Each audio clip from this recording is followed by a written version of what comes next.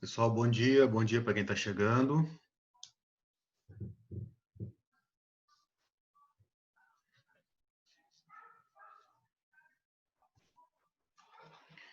Vou guardar mais um segundinho para mais gente entrar e a gente começa. Quem já está na sala está me ouvindo perfeitamente? O áudio está bom? Tamo. Ok, obrigado.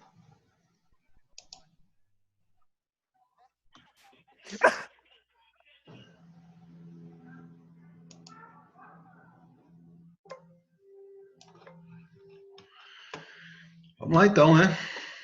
Já deu. E aí, turma, tudo tranquilo? Tudo certo? Tamo indo. Todo mundo descansado, animado para o semestre? Ah, vamos lá, né? Turma, eu vou partilhar uma tela com vocês aí. Quando a partilha ficar disponível, se vocês me deem um feedback, por favor.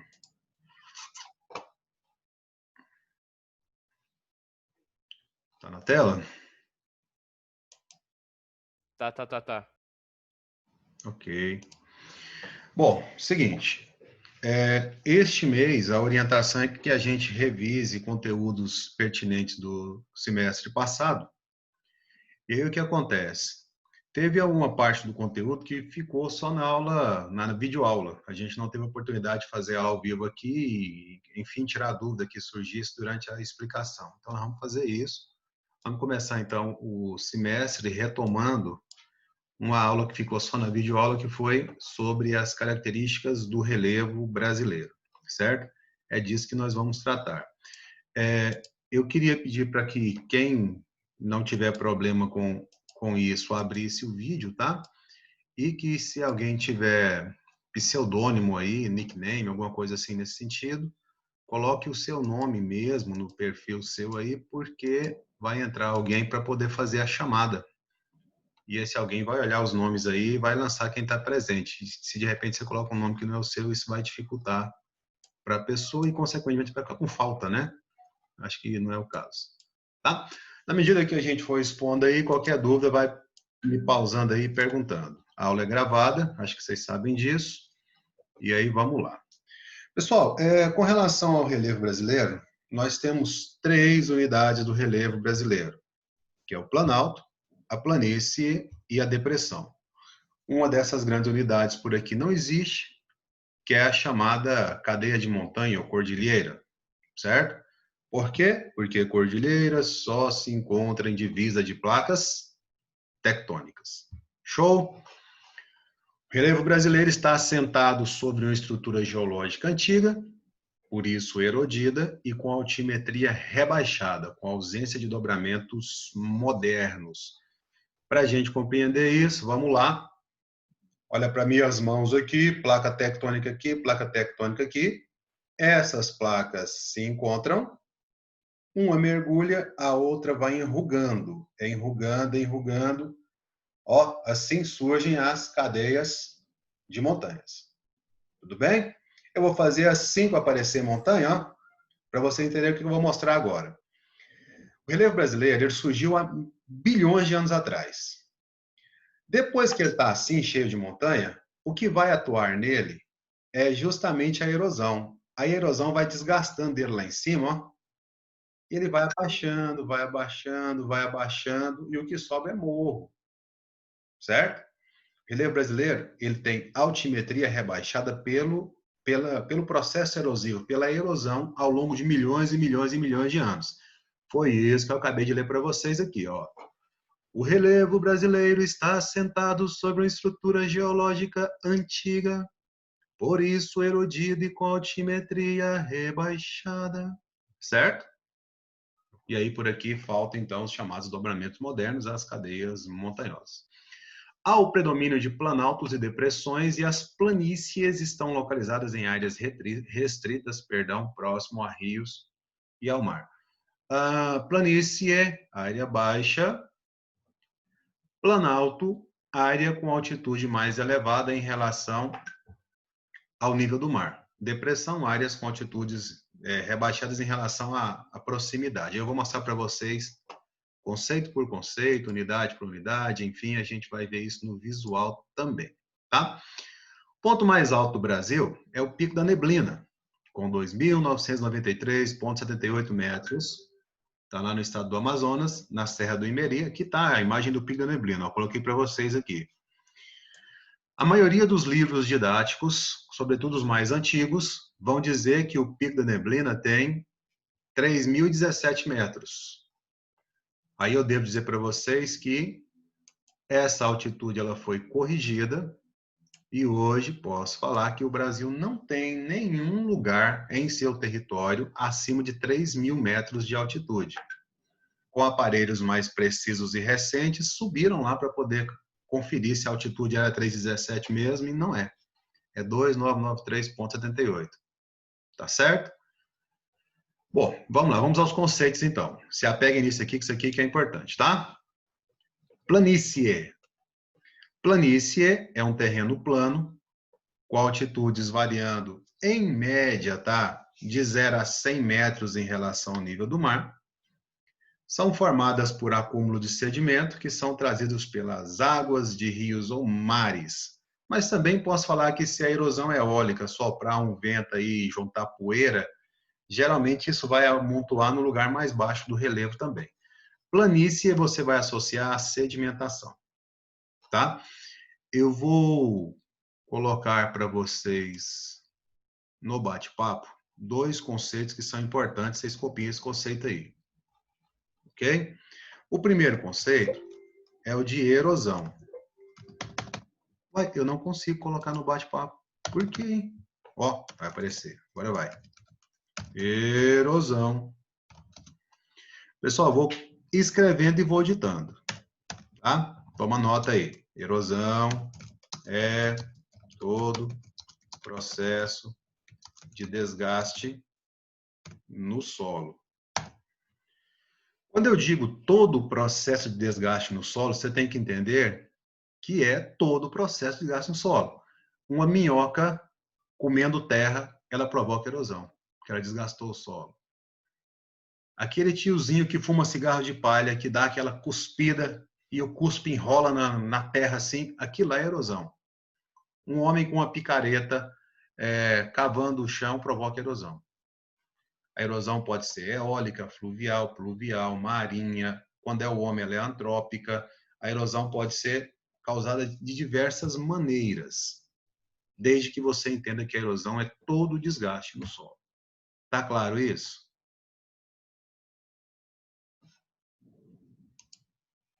Conversem comigo aí, tá claro esse conceito? Tá tranquilo? Tá indo, tá Sim. indo. Ok, muito obrigado. Sim, tá Gente, beleza. eu gosto de enfatizar essa questão aí, porque tem gente que pensa que erosão é só aquele buracão que dá lá no canto lá da estrada da chácara. Não, erosão, galera, é qualquer desgaste no solo. Vou contar a história para vocês. Presta atenção na história.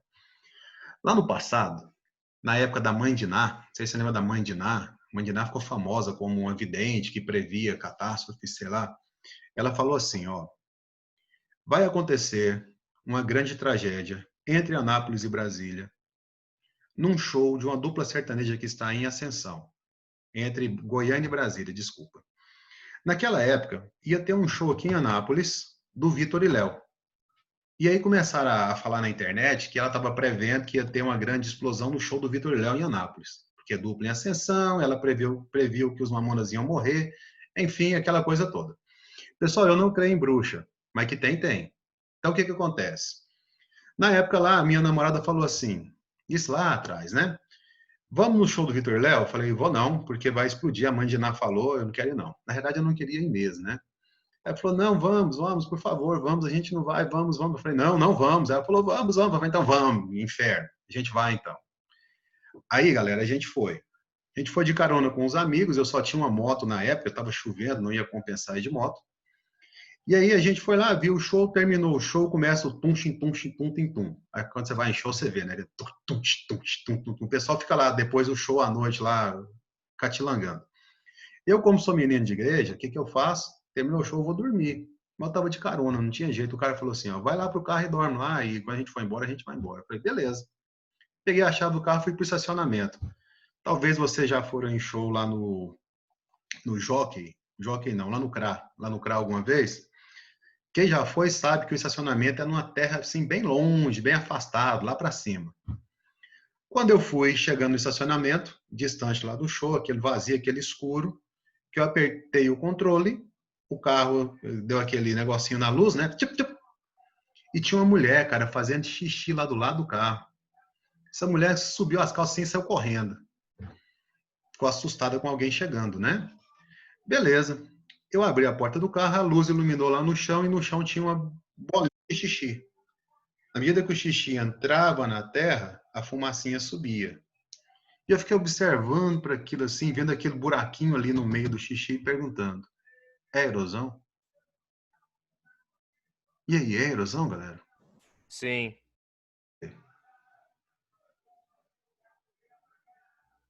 Perguntou alguma coisa? Perguntei, por que que é erosão? Porque tá desgastando a terra. Porque qualquer desgaste, qualquer É. nível de desgaste do solo é processo erosivo. Tá entendido? Tá bom. Vamos lá. O segundo conceito que eu quero passar para vocês é sedimentação. Sedimentação é todo acúmulo.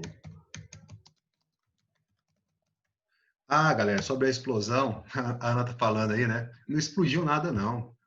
Inclusive, o Vitor e o Léo lá fizeram até uma graça no final. Falaram assim, disseram que o nosso show ia explodir, sei lá o quê.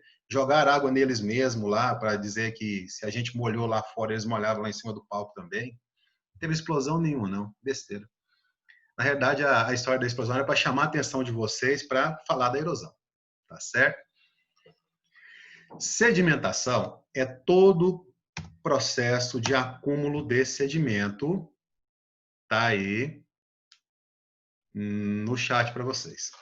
Sedimentação é todo acúmulo de sedimento. Pensa comigo. A erosão desgasta em cima. O sedimento vai para onde?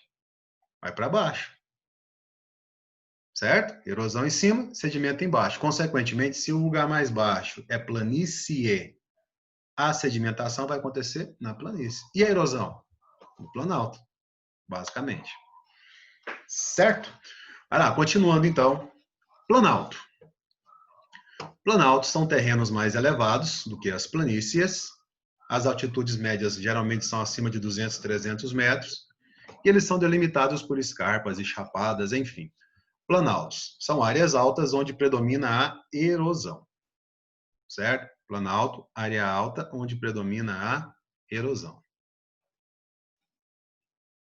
Sério, você tá bonitinho, cara. Eu tinha que falar, viu? Hã? Você tá Eu ia falar bonitinho. isso, tá parecendo. Tô Ah, olhando. não. Ah, não. E essa levantadinha sua aí foi reveladora. Você tá fantasiado, né, menino? Que bonitinho. Que fantasia o que? Eu vou sair assim na rua mesmo? Você vai se assumir assim, tá certo. Eu tenho preconceito, não. Tamo junto. Tá bonito, tá bonito, tá bonito. Já contou pro seu pai e pra sua mãe? Só minha mãe que sabe.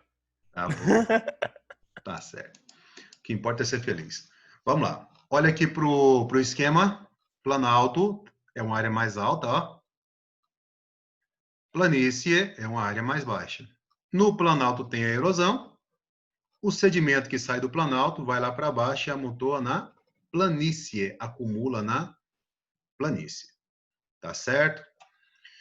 Pessoal, outra preocupação que eu tenho é com relação aos conceitos errados que aprendemos ao longo da vida. Não sei se aconteceu com vocês, mas comigo aconteceu, provavelmente com os pais de vocês também, porque o pessoal mais antigo geralmente estudou a escola pública, e na escola pública, geralmente, tem professores que complementam o horário deles com disciplinas nas quais eles não são formados, né? Tipo assim, quando eu dava aula em escola pública, eu peguei aula, por exemplo, de artes. Peguei aula de espanhol para complementar a carga. E aí, quando o cara não é da geografia, ele pensa assim, geografia qualquer um dá. Qualquer um sabe o que é geografia. Não, geografia é fácil. E aí, cara, a gente sempre ouvia falar, lá no passado, que planalto era plano e alto. Não, plano e alto. Talvez vocês até aprenderam assim também. Planalto é plano e alto. Olha só, galera. Plano e alto, na geomorfologia, é altiplano, certo? Planalto é alto, em relação à planície, ao nível do mar. Mas não necessariamente plano. Por exemplo, aqui, ó, o Pico da Neblina, eu tenho a estrutura aqui que não é plana, concorda comigo? Mas é alta. É planalto. Quando eu digo aqui, ó, que os planaltos são delimitados por escarpas, por chapadas, escarpa, aqui, ó, chapada, escarpa é encosta, né? Na chapada tem escarpa, aqui também tem. Chapada é alto, mas se eu pensar no relevo daqui para cá, não é plano só lá em cima. Quando eu tenho muitos morros juntos, não são planos, mas são altos. É tudo planalto. Não confundam planalto com plano e alto, tá? Aliás, sobre isso também eu tenho que falar outra coisa que é importante. Esses conceitos, eles não são padronizados. Nós temos no Brasil 3 autores, que são os autores mais replicados. São deles que aparecem no livro didático. É deles os conceitos que eu vou falar para vocês. Está no livro de vocês aí e tal. Que é o do Haroldo Azevedo, o do Aziz Absaber e do Jurandir Rosa. E cada qual fala de um jeito, mas fala a mesma coisa, que os planaltos são lugares altos onde predomina erosão, que as planícies são lugares baixos onde predomina sedimentação. Agora, montanha. Montanha, porção mais elevada da superfície terrestre, com altitudes eminentes. Para um conjunto de montanhas, dá-se o nome de cadeia ou cordilheira. Então, montanha é o lugar mais alto que existe. Tá? São as altitudes mais elevadas no relevo, com encostas geralmente abruptas, bem inclinadas. Isso são montanhas.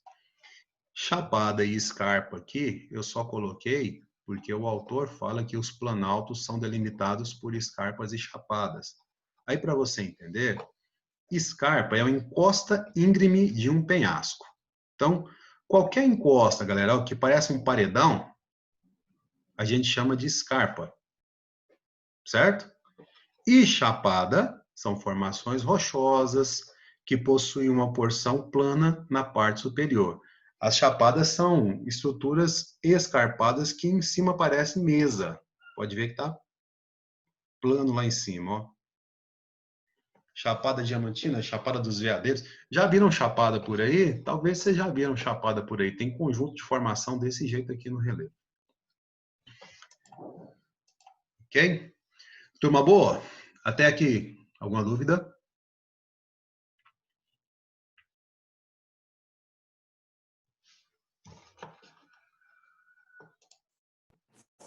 Ô Anderson, negão, você voltar lá rapidão só pra gente tirar o print. Sim, tem sim.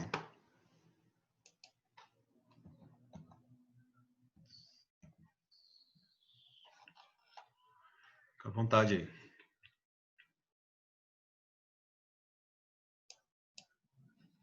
Wanderson, Oi? e Serra não faz parte disso, não? Pois é, a serra é uma estrutura de relevo que está englobada dentro do que nós chamamos de planalto. Acho que vocês já foram em Aham. Caldas Novas, né? Tem a Serra de Caldas lá, por exemplo, que é uma estrutura que ela até pode ser escarpada na borda, só que ela é mais larga, né? O horizonte ele é mais largo quando a gente olha. Toda serra faz parte de planalto, tá?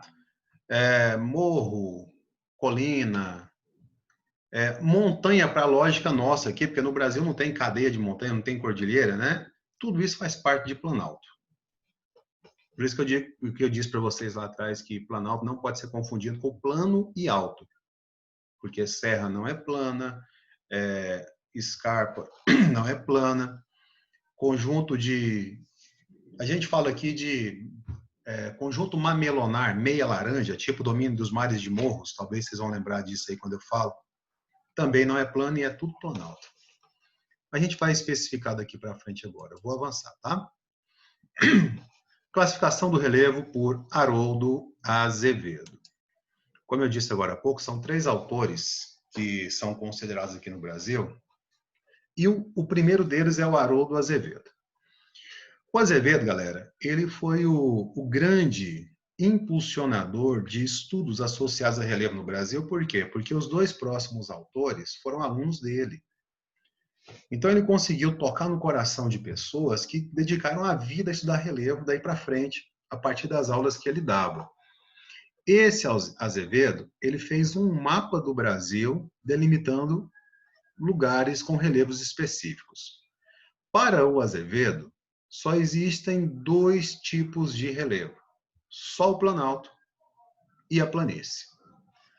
Então, ele divide o Brasil da seguinte maneira. Olha para o mapa aqui e olha para a legenda aqui, ó.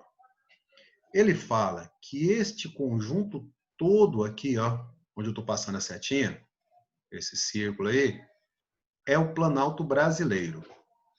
E este Planalto Brasileiro, ele é dividido em, lá no sul, meridional, aqui no meio, central, e no litoral atlântico. Então, você pega essas três cores aqui, tem o Planalto Brasileiro. Vocês já ouviram falar que a gente vive no Planalto Central do país, certo? É porque na divisão do Azevedo, aqui é o Planalto Central mesmo. E para ele, o outro Planalto que existe está lá em cima, é o verde escuro, que é o Planalto das Guianas. Para o Azevedo tem Planalto das Guianas, Planalto Brasileiro. E as planícies são as seguintes. Aqui na Amazônia, olha que legal, planície amazônica. Lógico. Aqui no Pantanal, olha que legal, planície do Pantanal. Aqui no litoral, ele chama de planície costeira. Certo? Então, para o Azevedo, tem 3 planícies e 2 planaltos. Você vai falar assim, professor, mas tem 4 planaltos ali. É porque um dos planaltos do brasileiro é subdividido em meridional, atlântico e central. Certo? Toma nota disso, porque isso é relevante. Todo autor tem a sua classificação baseada em um critério. O critério do Azevedo está aqui, ó, é a altimetria. Azevedo, critério, altimetria. Para ele, galera, qualquer lugar abaixo de 200 metros de altitude em relação ao nível do mar é planície. Qualquer lugar acima disso é planalto. Se tiver mais que 200 metros, planalto. Se tiver menos de 200 metros, planície. E ponto. Simples assim. Sobre a classificação do Azevedo. Alguma dúvida?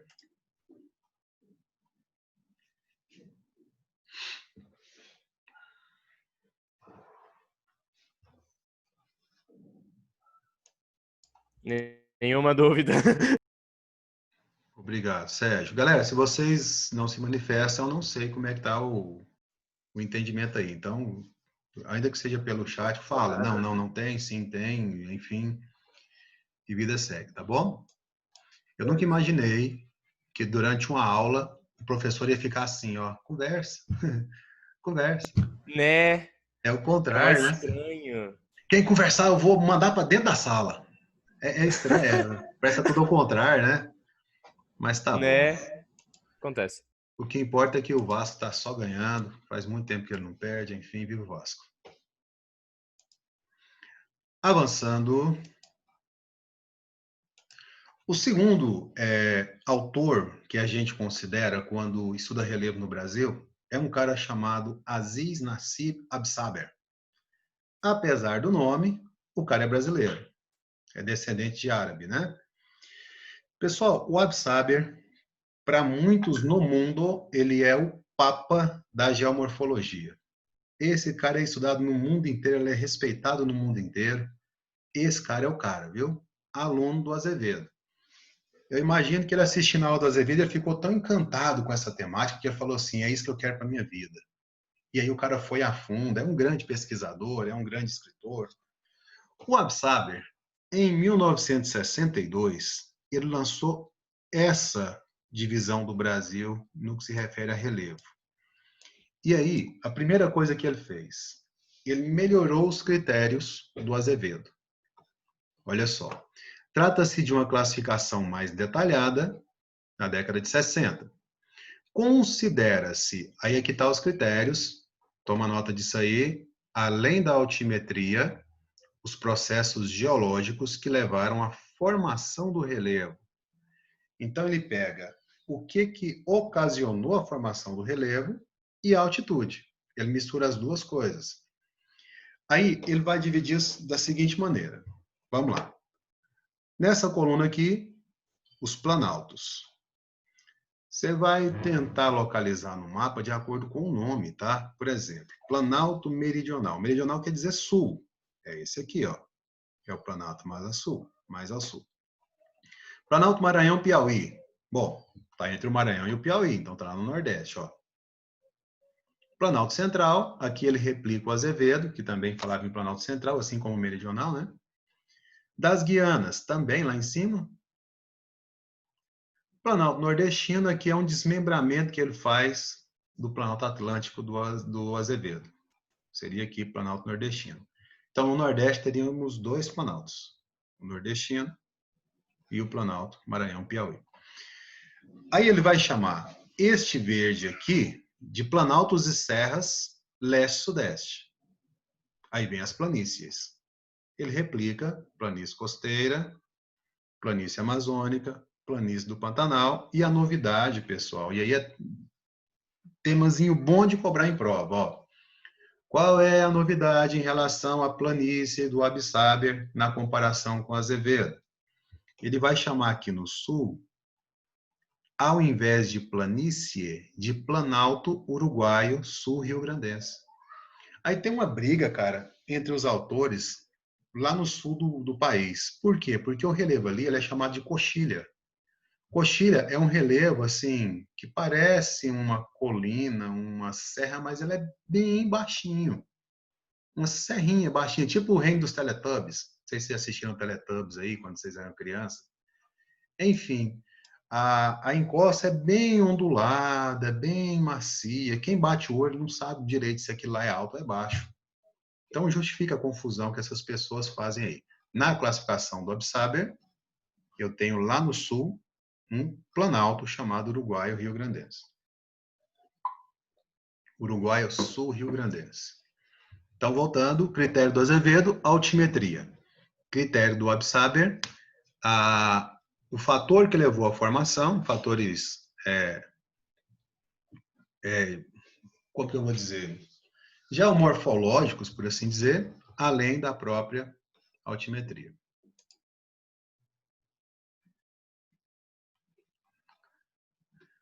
Ana, é a apostila 2, né? A gente está revisando ainda do semestre passado. Esse mês a gente vai só revisar, tá? O terceiro autor, bom, dúvidas? Se não, vamos passar. Qualquer coisa eu volto aí, só perguntar. O terceiro autor, ele foi aluno do Absaber. É um maluco chamado Jurandir Ross. Pessoal, o Jurandir Ross, quando ele fez a classificação dele, já foi com base em recursos técnicos mais avançados, já estou em 89, quase década de 90. Ele teve o cuidado de ir a campo, olhar parte desse relevo aí para poder dizer o que era. E o Ross introduziu uma grande novidade, que foi o conceito de depressão. Até o Jurandir Ross não se falava em depressão no Brasil.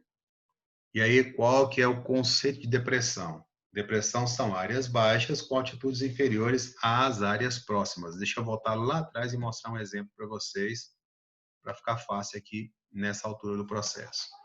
Olha só, se você pega esse fundo aqui, ó, todo mundo olha aqui, por favor. Sérgio, olha aqui. Se você pega esse fundo aqui, você percebe que do lado de cá está mais alto, do lado de cá está mais alto.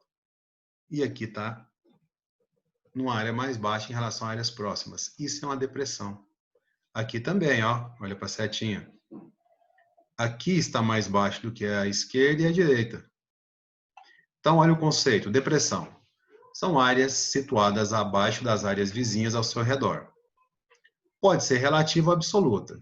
Se a depressão estiver acima do nível do mar, ela é relativa. Se ela estiver abaixo do nível do mar, ela é absoluta. Depressão, então, você vai associar fundo de vale. Abaixo do nível do mar, absoluta. Acima, relativa. Ok? Continuando lá, então.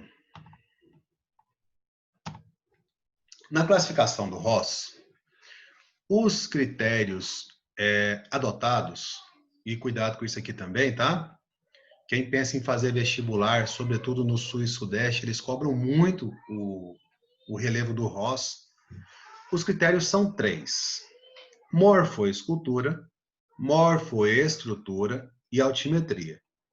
Altimetria, assim como o Azevedo e o Absaber, coisas muito altas, planalto. Muito baixas, planície. Agora vamos lá, com relação ao critério morfoescultural. Aqui ele leva em consideração se o lugar predomina erosão ou sedimentação. Nós já falamos o que é cada uma dessas coisas, então fica fácil. Se no lugar predominar erosão, é planalto ou depressão. Se no lugar predominar sedimentação, é planície. Ponto. E o critério morfoestrutural está associado à estrutura geológica do lugar. Pessoal, estrutura geológica pode ser escudo cristalino, bacia sedimentar ou dobramento moderno.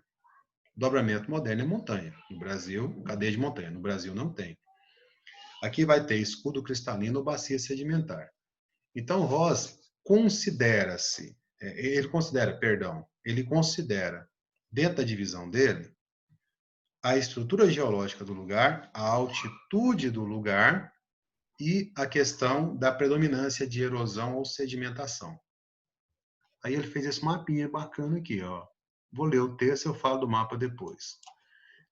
A classificação foi elaborada pelo geógrafo Jurandir Ross com base no levantamento de dados, sobretudo de recursos naturais e estruturas geológicas do país, realizados a partir do projeto Radam Brasil. O projeto, que se desenvolveu em 2 décadas, ou quase 2 décadas, contou com trabalhos de campo e cruzamento de informações com imagens de satélites obtidas por radares, a chamada aerofotogrametria. Isso aqui é o seguinte, tira-se a foto lá do chão, essa foto é tridimensional, você coloca uma lente para olhar essa foto como se você estivesse olhando de um avião, um relevo lá embaixo. E aí ele classificou assim, ó. Planaltos. Todos esses pontos amarelos. E aí o nome segue mais ou menos a localização. Por exemplo, vamos lá, ó. Planalto, Planalto, Planalto. Amazônia Oriental.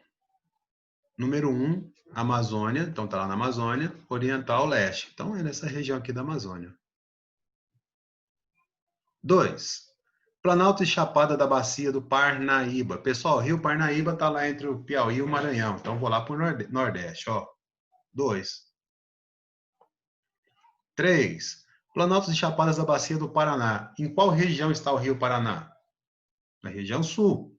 Então, eu vou lá para a região. Ó. Eu acho 3. Então, você tem que seguir sempre a lógica do nome para achar o lugar. E aí a gente tem algumas poucas exceções.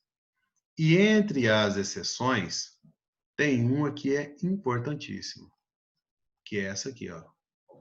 O Planalto da Borborema. Borborema não é o nome de um estado, nem sei se é nome de rio, enfim, é o nome da serra lá, né, que é o Planalto. Por que que a Borborema é importante? Liga a sua anteninha aí agora, porque essa informação é relevante. Aqui eu tenho uma elevação no relevo, que é a Borborema, que acaba bloqueando a passagem da umidade que vem do litoral. Essa umidade fica retida no litoral e o que passa dela é ar seco. Isso vai explicar a seca no sertão. Então, a seca no sertão do Nordeste é provocado pelo bloqueio da umidade feito pelo Planalto da Borborema, que é o 10 aqui no mapa. Tá entendido?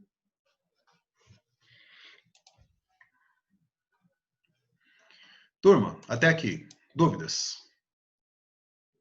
Nenhuma, fissou. Ok. Tem não. Vamos então continuando com o nosso processo. Bom, repete a última parte da Borborema? Tá, repito. Deixa eu voltar lá então. Volta, coração. Voltou. Seguinte, ó. A Borborema é esse 10 aqui, ó. Isso aqui é um grande planalto, uma altitude mais elevada nesse lugar aqui, em torno de uma grande planície, certo? Essa altitude elevada, ela faz com que todo o ar úmido que vem do mar, nas massas de ar que avançam sobre o Brasil, fique aprisionado pela Borborema, pela altitude, como um vento que não passa de um muro. Do outro lado do muro está ventando fraquinho. A umidade fica aqui no litoral e o que passa nessa direção aqui do sertão é ar seco. Isso aqui é um tipo de chuva que a gente chama de chuva orográfica, é quando o relevo segura a umidade de um lado só. Aí a sotavento, quer dizer, a partir da altitude, o que passa é ar seco, e esse ar seco é o que predomina no sertão. Consequentemente, no sertão, dificilmente vai ter uma estação seca, uma estação chuvosa, perdão, prolongada. Um aluno deu uma ideia, ele falou assim, ó, professor, é só tirar o Planalto de lá. Realmente, pessoal, se tirar o Planalto de lá, o ar úmido passa. Mas é possível tirar o Planalto de lá? Não é. Aqui eu estou falando de quase 1.000 quilômetros de serras atrás de serras aqui, formando esse Planalto da Borborema. Tá? Pessoal, quem está distraindo com outras coisas aí, eu reafirmo que vocês estão sendo filmados, hein? Depois vocês podem ter problema com isso. Vamos focar de cá. Tá? Para quem perguntou aí, tudo tranquilo? Entendeu o lance da Borborema? Entendeu, Natália? Quem perguntou foi a Isabela, né? Entendeu, Isabela? Seria viável tentar resolver a seca tentando modificar esse relevo? Pois é, a questão é que é muito relevo, não tem como você remover isso. Quer ver? A gente tem 2 minutinhos só, deixa eu contar uma historinha rapidinho para vocês. Quando eu era pequeno, a minha diversão lá no bairro onde eu morava era brincar de esquibunda, deslizar assim em cima do papelão na encosta de um pequeno morro que tinha lá pro lado do Jardim Tesouro afora. Aí um dia eu cheguei lá, eles isolaram um morro dizendo que eles iam retirar sedimento daquele morro ali para tampar um buracão ali na Avenida JK. E aí fizeram isso durante uns 11 meses, segundo a prefeitura, tiraram mais ou menos 20.000 caçambas de cascalho. E um morrinho só teve a metade dele estragado. Imagina um planalto que tem mais de 1.000 quilômetros. É impossível, não tem como, não tem jeito. Aí um aluninho falou assim, não, tio, tem jeito sim, solta umas 200 bombas atômicas lá de uma vez. Falei, pode ser, que aí resolva, né? Pode ser. Só que o mundo vai sacudir, os vulcões vão entrar em erupção no mundo inteiro, vai encher a atmosfera de fumaça e cinza, o raio do sol não vai passar, as plantas vão morrer, os animais que comem planta vão morrer. Aí ele falou assim, pelo menos vai chover no sertão. Falei, pode ser. Tem jeito não, viu, Natália? Nem como amenizar. Aí não dá para fazer nada, não. A natureza quis assim, ninguém vai mudar isso. Infelizmente, para os nossos irmãos sertanejos, né? Lembrando que o sertanejo lá que passa sede, ele não passa sede porque falta chuva. Ele passa sede por má vontade governamental. Porque tem lençol freático aí que pode tirar água e dar água para esse povo beber, né? Tem transposição do Rio São Francisco, que inclusive está sendo inaugurada agora. O complemento dela. Então, tem como fazer outras coisas. A água não cai só do céu. Tá entendido? Turminha, para finalizar, seguinte. Dá um look aqui. Não vai dar tempo de falar sobre tudo isso, mas eu queria só que vocês olhassem a paisagem e entendessem que essa paisagem que tem um declínio em relação ao fundo de vale, ela pode ser chamada de cuesta. Tá? E aí, aqui em Goiás tem muito disso. Mas, como eu disse, não vai dar tempo a gente falar muito sobre isso, porque o tempo está acabando. Então, me despeço de vocês, agradeço aí a atenção de todo mundo, desejo para todo mundo aí um ótimo dia, Deus abençoe a todos, e a gente se encontra na semana que vem. Aí eu dou continuidade, tá? Ó, valeu. Até mais. Vocês fiquem com Deus. Tchau. Tchau. Tchau, Wanderson. Tchau, tchau. Beijo no coração. Tchau. Tchau, tchau. Eu-